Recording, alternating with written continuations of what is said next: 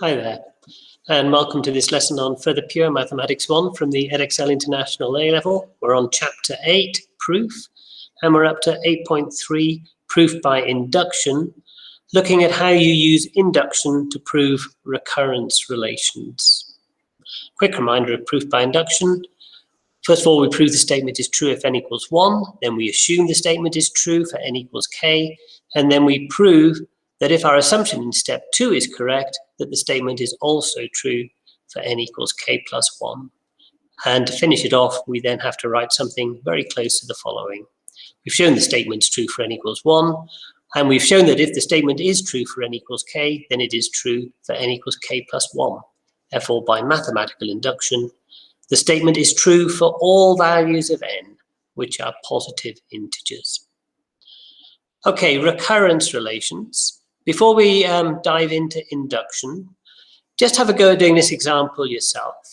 So part 1 says find the first 5 terms described by the recurrence formula given. And part 2 says show that the general formula, un equals 4 to the n minus 3, gives exactly the same answers as the first 5 terms. Pause the video, have a go yourselves. Okay, we'll have a quick look at these. Hopefully it just provides a bit of a reminder for how recurrence relationships work. That says un plus 1 is 4 times un, so any term is equal to 4 times the previous term, then add 9. And with the recurrence formula, they will always tell you where you're starting from. In this instance, the first term is 1. So if n is 0, then we get u1 equals 1. If n equals 1, substituting into the recurrence formula, we get u2 equals 4 times by u1 plus 9. Well, we know u1, that's 1, so we get 4 times 1 plus 9, which is 13. If n equals 2, you would get that, and 61 for the answer. If n equals 3, you would get all of that, and 253 for the answer. And if n equals 4, that is what you would get, and 1021 for the answer. So that's the recurrence formula, where to work out any term, you're having to use the previous one. So the 5th term is 4 times the 4th one, plus 9, and so on. A general formula is much more powerful. A general formula allows you to work out any term without knowing any of the other terms. And in this case, we have un equals 4 to the power of n minus 3. If n equals 1, we get 4 to the power of 1 minus 3, which is 1. If n equals 2, we get 4 squared minus 3, which is 13. If n equals 3, we get 61. If n equals 4, we get 253. If n equals 5, we get 1021. Hopefully, those 5 numbers ring a bell, because they were the 5 numbers that we got for the first 5 terms of the recurrence formula. Now, it looks like the 2 formulas are the same, but all we've shown is that the first 5 terms are the same as each other. There would be an infinite number of terms in total, and we'd need to check all of them to prove that the formulas are the same. But that's the power of induction. Mathematical induction allows you to look at an infinite number of terms and say, yes, it will work for all of them. So example 2 is looking at exactly the same formulas, but this time trying to prove that they're the same as each other by using induction. Have a go yourselves, and then I'll go through it with you.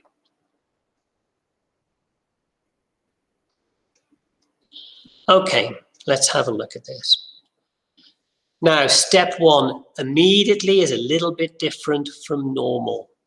We don't just look at n equals 1, we also look at n equals 2. So we look at the first and the second terms. The reason for that is because the first term has been given to us as a special case. It hasn't been calculated using the formula. So u1 equals 1, we are told about that. Now we just check it works in the general formula as well. u1 would be 4 to the power of 1, take away 3, which is also 1, so no problems there. But we have to do the second term as well. u2 would be 4 times the first term plus 9, which gives us 13. Using the general formula, we get u2 is 4 squared minus 3. which is also 13. So that's step one. Both the first and the second terms, they both work. Therefore, the statement is true for n equals 1 and n equals 2. Step 2 is always the slightly more trivial one. We need to check n equals k in the general formula. So we're going to be assuming that uk equals 4 to the power of k minus 3. Step 3 is where all the hard work happens.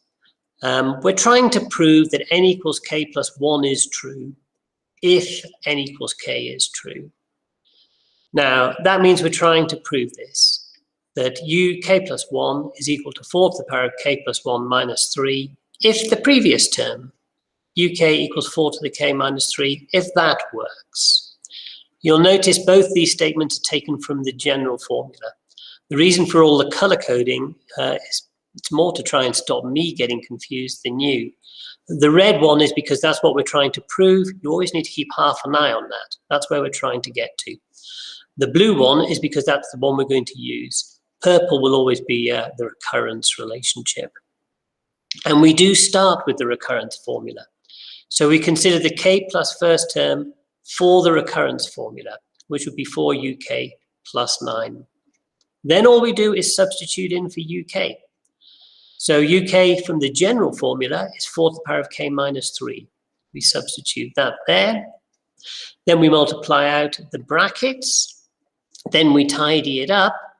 And immediately we've got where we were hoping to get to, which is that uk plus 1 equals 4 to the power of k plus 1 minus 3.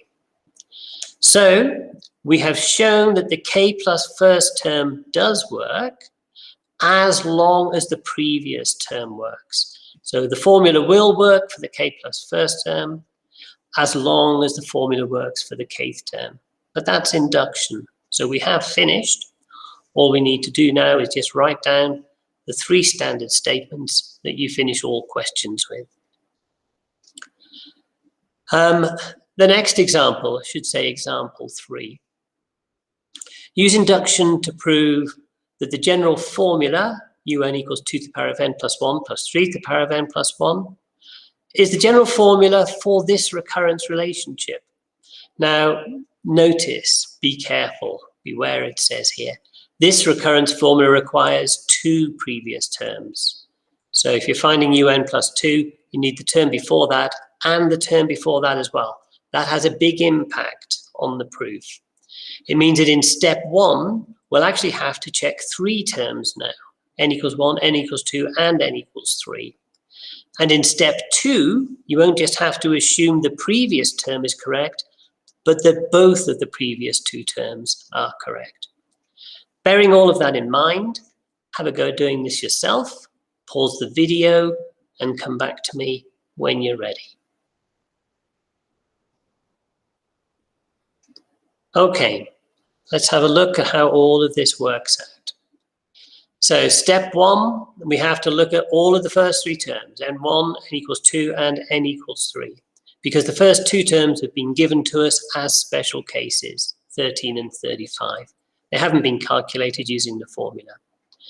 So first of all, putting 1 into, the recurrence relationship, we don't put it into there, we're told that u1 is 13. Putting 1 into the general formula, that also gives us 13. So all is well with n equals 1. N equals 2, we're told it's 35 for the recurrence formula. If we put it into the general formula, we also get 35. All is well for n equals 2. For n equals 3, this time we do actually need to calculate it using the recurrence formula. That is what we get, putting all the numbers in, and 97 is what should pop out at the end. And then we check putting 3 into the general formula that we get the same result. It's 2 to the 4 plus 3 to the 4, which is 97, which is the same. That's step 1 complete, quite a lot longer than normal, having to check quite a lot of things there. Step 2, this time in the general formula, we'll be assuming 2 things. We'll be assuming that the formulas are the same as each other for UK and also for UK plus 1, and then using both of those to try and prove that it's also true for UK plus 2. if those are true.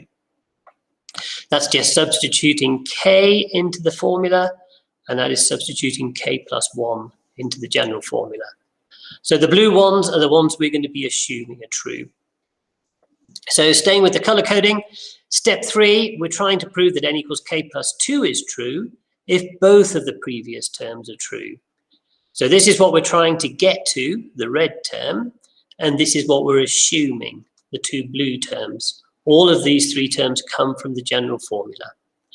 But we start with the recurrence formula for k plus 2. So uk plus 2 will be equal to 5uk plus 1 minus 6uk, just substituting in here. uk plus 1 is this blue one here, one of the ones we're assuming. uk is the other blue one that we're assuming. So you have the previous term and the one before that. Now, what's happened on this next line is very little. It's just this second bracket here. We've taken 2 inside the brackets so that you get 3 outside and 2 to the power of k plus 2 and 3 to the power of k plus 2. The reason for that is then all the powers are the same. That allows us to tidy up the terms. So we'll get 5 lots of 2 to the k plus 2, take away 3 lots of it. That gives us 2 lots of it. And same with the other one, 5 lots of 3 to the k plus 2, take away 3 lots of 3 to the k plus 2. And that will give us 2 lots of that as well. Multiplying by the 2, that gives us uk plus 2 is 2 to the power of k plus 3, adding on 1 here, plus 3 to the power of k plus 3, adding on 1 here. And that is where we were trying to get to. That is the k plus 2th term in the general formula. So we have shown that the general formula does work for any given term as long as it works for the 2 previous terms. That is induction. At that point, all we have to do is just finish the thing off neatly with these 3 statements. Okay, that is the end of this lesson. If you have the textbook, go to page 136 and have a go at exercise 8C. Thanks very much for listening, and cheerio.